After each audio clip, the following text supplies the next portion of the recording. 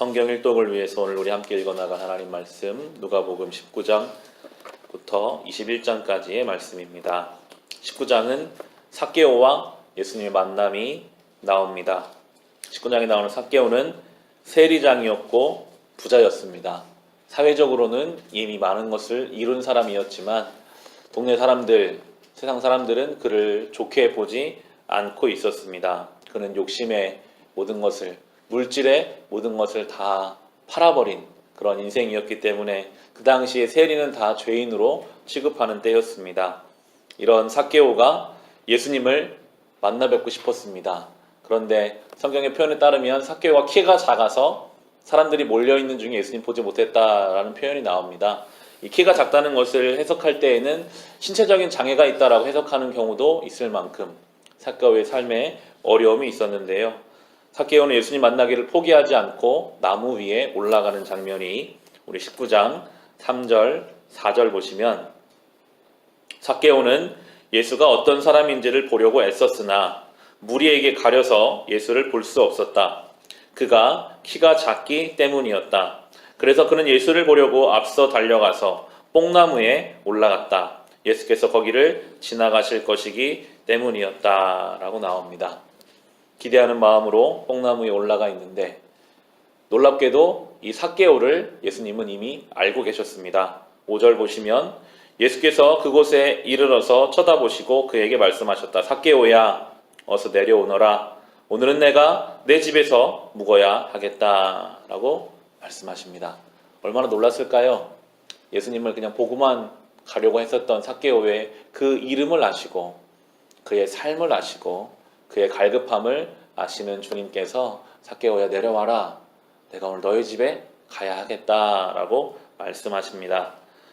7절 보시면 사람들은 의아해합니다. 그런데 사람들이 이것을 보고서 모두 수군거리며 말하였다. 그가 죄인의 집에 묵으려고 들어갔다라고 말합니다. 어울리지가 않거든요. 저 삭개오라는 인생이 어떤 인생인지를 사람들이 다 아는데 아니 저렇게 욕심 많고 죄 많고 돈밖에 모르는 저런 인생에 왜 예수님이 저 집에 가시는가 수군수군 거렸지만 이 예수님을 맞아들인 삭개오의 인생은 완전히 달라져 버립니다. 8절 보시면 삭개오가 일어서서 주님께 말하였다. 주님 보십시오.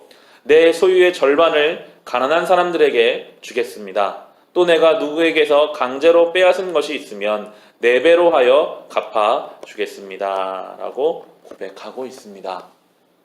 여태까지 삭개오의 삶을 붙잡고 있던 재물에 대한 욕심, 그 재물을 따라가면 내 인생이 풍족해질 줄 알고 살아왔던 그러나 채워지지 않는 갈급함이 있었던 이 삭개오가 예수님을 만나고 참된 자유를 경험합니다.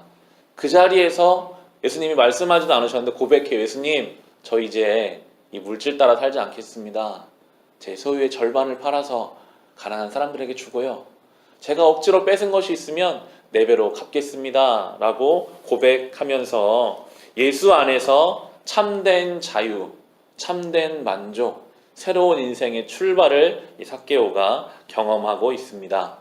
예수를 만나고 복음을 영접한다는 것은 참된 자유를 뜻합니다. 우리를 붙잡고 있던 모든 거룩하지 못한 죄와 사망의 권세로부터 예수 그리스도는 우리에게 자유를 주십니다. 어떤 것에도 우리는 걸리지 않고 그분 안에서 참된 자유와 참된 만족을 누리며 살아가게 될 것입니다.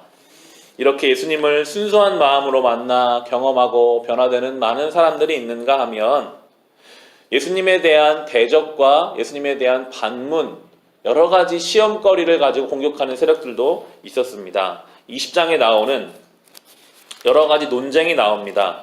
20장에서 다양한 것들로 예수님에게 공격하고 질문하는데요. 가장 먼저 나오는 것이 예수님의 출신에 대한 공격이었습니다. 그렇게 물어요. 당신은 무슨 권위를 가지고 그런 사역을 하느냐. 제사장 출신이 아니거든요. 레위 집안이 아닙니다. 정규 율법 교육을 받으신 분도 아닙니다. 그래서 그렇게 묻습니다. 당신은 도대체 뭘 가지고 무슨 권위를 가지고 이런 일을 하느냐라고 하실 때 예수님은 이제 세례 요한의 예를 드시면서 세례 요한의 권위가 그럼 어디서 났겠느냐라고 하시면서 그 질문을 잘 답변해 가시고요. 그리고 나서 또 20장 중반에 보면 세금에 대해서 묻는 내용도 나옵니다. 세금을 내는 것이 옳으냐, 안 내는 것이 옳으냐, 대답하기 어려운 질문에도 예수님은 동전에 쓰여져 있는 것을 보면서 가이사의 것은 가이사에게, 그리고 하나님의 것은 하나님께 드리면 된다라고 답변하시면서 지나가시고요. 부활 논쟁에 관해서도 물을 때 예수님이 지혜롭게 대답하는 장면이 여기에 나오게 됩니다. 예수님은 세상의 수많은 공격과 질문들을 참 지혜롭게 답변하시고 그것들을 잘 이겨내시는 장면을 볼 수 있습니다. 예수님도 세상으로부터 난감하고 어려운 질문과 공격을 당하셨다면 이 시대를 사는 성도된 우리의 삶도 참 많은 공격이나 질문이나 의문들이 있습니다. 그것들 가운데서 우리에게도 이 지혜가 필요합니다. 어떻게 이 세상 가운데 우리가 지혜롭게 살 수 있을까? 예수님처럼 그 지혜를 가지고 우리가 살아가기를 우리가 간구해야 합니다. 하나님, 우리에게도 지혜를 주십시오. 예수님이 그 지혜를 가지고 모든 질문과 어려움과 공격과 여러 상황 속에서 그 길을 온전히 걸어가셨던 것처럼 우리도 예수 안에서 주시는 지혜를 가지고 이 세상의 수많은 신앙적 공격과 어려움들을 잘 극복해 나갈 수 있기 때문입니다.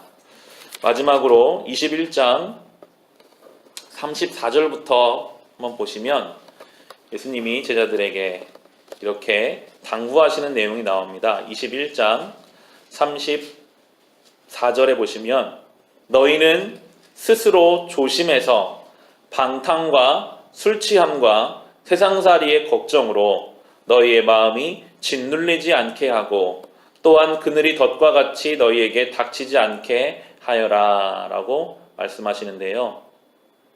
깨어있으라고 하십니다. 스스로 조심하고 방탕과 술 취함과 세상살이 걱정으로 너희 마음이 짓눌리지 않게 하라고 말씀하고 계십니다. 때로 우리는 방탕함과 술 취함의 마음을 빼앗기기도 하고요.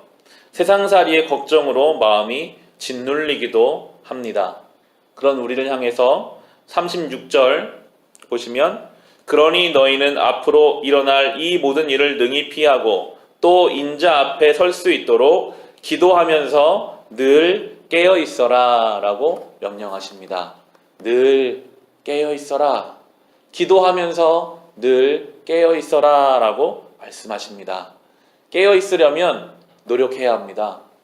늘 힘을 써서 기도하는 것에 그 자리에 가기를 힘쓰고 늘 깨어있기 위해 우리의 영적인 것을 붙잡고 노력하지 않으면 우리는 방탕함으로 빠지거나 세상살이의 걱정에 우리의 마음이 짓눌려 버릴 수밖에 없기 때문에 오늘 주님께서는 명하십니다. 늘 깨어있어라. 주님의 이 말씀을 우리가 붙잡고 살아가야 할 텐데요. 예수님은 37절, 38절 보시면 예수께서는 낮에는 성전에서 가르치시고 밤에는 나와서 올리브산이라고 하는 산에서 지내셨다. 그런데 모든 백성은 그의 말씀을 들으려고 이른 아침부터 성전으로 모여들었다라고 나옵니다. 예수님도 낮에는 성전에서 가르치시고 밤에는 산에 가셔서 기도하면서 지내셨습니다. 우리도 늘 주님께 나와서 배우고 영적인 산에 그 분리된 시간, 우리의 일상과 잠시라도 분리된 시간을 내서 기도하며 그렇게 깨어있기를 힘써야 합니다. 예수님도 이렇게 하셨거든요.